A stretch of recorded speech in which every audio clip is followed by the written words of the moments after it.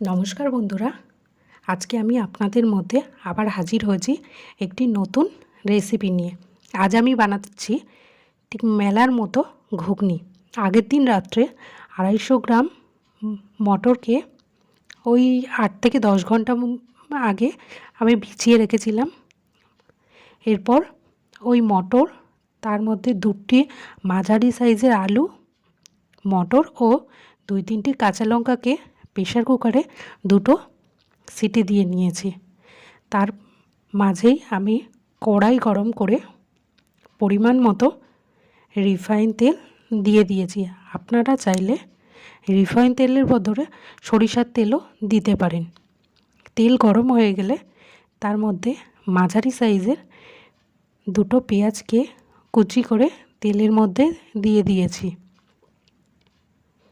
এরপর একটা মিক্সির বাটি নিয়ে তার মধ্যে 10-12 কোয়া রসুন, হাফ ইঞ্চি আদা,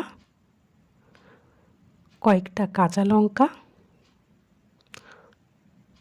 ও বড় সাইজের একটা টমেটো কুচি দিয়ে ভালো করে পেস্ট করে নিয়েছি। এর মধ্যেই আমার পেঁয়াজটা বেশ লাল লাল করে ভাজা হয়ে গেছে।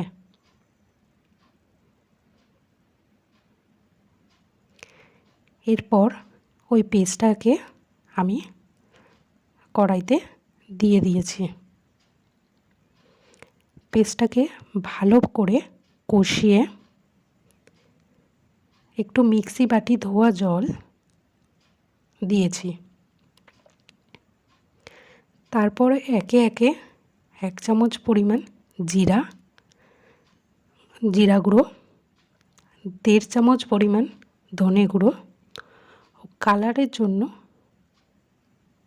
সামান্য পরিমাণ কাশ্মীরি লঙ্কার গুঁড়ো দিয়েছি।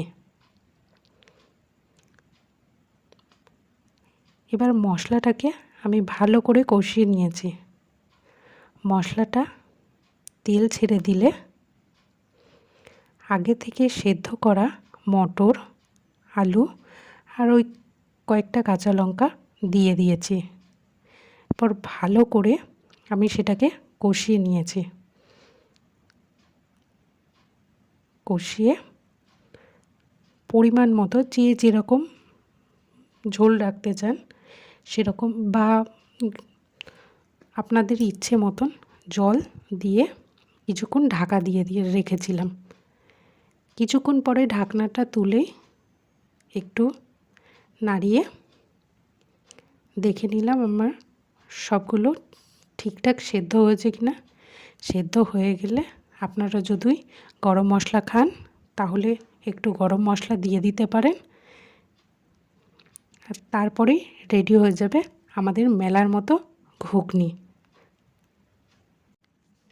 ভিডিওটি কেমন লাগলো অবশ্যই জানাবেন কমেন্টের মাধ্যমে। ভিডিওটি ভালো লাগলে একটা লাইক করে যাবেন।